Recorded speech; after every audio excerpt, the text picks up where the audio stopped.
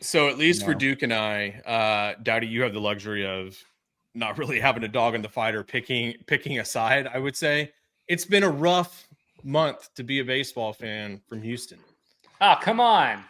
I've been rooting for the good old Orioles. How's that going? I know. At least you don't have any untethered hope now. Like they dashed your hopes and dreams long ago in the season to where you've just been watching with no expectation in the world and expecting the worst and hoping for the best. This season's been a roller coaster of we're horrible. We're all hurt. Oh my gosh, look at all these rookies that they're calling up that are having immediate success. There's spark. Oh, now we get this lineup back. Oh, now Seattle makes every move at the trade deadline to get powerhouse pitting to go along with their powerhouse pitching, but we're still winning the division and we're done. Yeah. And it's all over. So, fun fact, out of the AL, the Seattle Mariners and the Cleveland Guardians have won 9 of their last 10. Yay! Scorching hot. The land. We love to see it. On the flip side of that, we got the 1-9 Tigers in the last 10. Love that too. Yeah, they're fixing to be in the wild card with the good old boys. But and then we'll get to play AJ Hinch in a wild card best case scenario, and he'll outcoach us and beat us again. Yay! Am I wrong at this point too? Like I would almost rather not make the playoffs. We're at a point to just cut it. No. Call it. I'd rather make the playoffs, win the wild card, get to the divisional, lose, and then the Astros just keep on the same cycle of making half-baked moves, but not what I'm trying to a lot of prevent. money. Right now, your trophy is a T-shirt that's going to be shipped off to Africa in the next 2 or 3 months because no one's buying them anymore. Nope. At least they'll get to pop champagne. I'd like to quote Charles Barkley: when their season ends, don't send them to Cabo, send them to Galveston with that dirty water. Dirty water. Not even dirty water. San Antonio with them big old women. The thing I was pondering, just kind of, it doesn't make sense to me, but the injury bug, it's definitely been heavy for the Astros this season, but it's been league-wide to an extent. What's going on? Are we able to put any of this on the training staff? Who's to blame for the lack of health, should we say, for players overall? This is ridiculous. What's absolutely gobsmacked me, not just this year, but over the last, I would say 2 or 3 years at least, injuries in baseball happen. In the modern era of baseball, injuries happen more frequently because of just the way the game is played. It's more physically taxing on your body. You're trying to milk every ounce of velo. You're trying to max out spin rate. You're trying to max out power and torque at the plate. I get it. But what the last 2-3 years, what's gobsmacked me about the Houston Astros medical staff is the maintenance and the rehabilitation of these players and their injuries. It's just outright gross mismanagement of players. Not only from a fan standpoint of just a lack of foresight or knowledge as to what is transpired and what kind of injury it is, but also in the rehabilitation process, how horribly mismanaged these players are and how much it sets them back. I mean, how many setbacks did Jordan have from his initial injury? I mean, how many setbacks did Paredes have?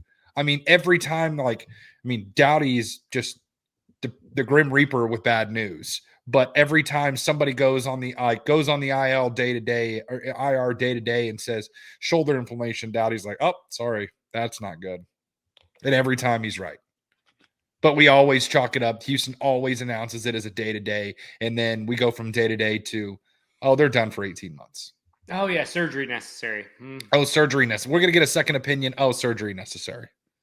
So that's happened more than a year too. Same thing happened with Kyle Tucker last year too. He'll be out for a couple of weeks, whatever. It'll be fine. No, how many months later we're returning to action? So is the argument too, do you guys think players are coming back too early? Is the rehabilitation's not adequate? Rehabilitation's not adequate, and I think that there's a fair amount of rushing going on because it's a common thing. All of these guys are either on their rookie contract or on their first large extension still controlled. I mean, the Astros, when you think about it, the last 3 years, they haven't they've got off to horrible starts the last 2 seasons. And these guys have gotten injured and they've been like rushed, whether it's intentional or just subliminal messaging, rushed to come back and have come back too soon or pushed it too hard too soon. I mean, we named Jordan, we named Paredes this year, you named Tucker last year. I'll throw Bregman onto that as well. Bregman was hurt early in the year last year, and it would turn into a 6-week out. Jake Myers. I mean, the list goes on. And those are just the offensive players. That doesn't even count the pitching staff. Lance McCullers hasn't had a stint of 10 starts consecutively in 4 years. I don't disagree with what you're saying at all, but I'm sitting here going, how in like Houston is Mecca essentially for player training, rehabilitation, the Memorial Hermann, everything is here. How are guys not getting adequate restoration to stay healthy for the season? This is the hot spot for it. What's going on? And I don't know that there's Dowdy over there like fixing. I think Mr. Dowdy has something to say. Here comes the Grim Reaper. I'm going to be the opposite of the Grim Reaper here. Oh. I think players have to take some responsibility on their own. Okay. Where, again, we can say, okay, the medical team, okay, the training staff. You can keep pointing fingers all you want. The issue is what it is. At what point does an athlete take it into his own hands and go, okay, we understand that our AT team is not getting guys back how they need to. What do I need to search out? What do I need to do extra to make sure I'm good to go?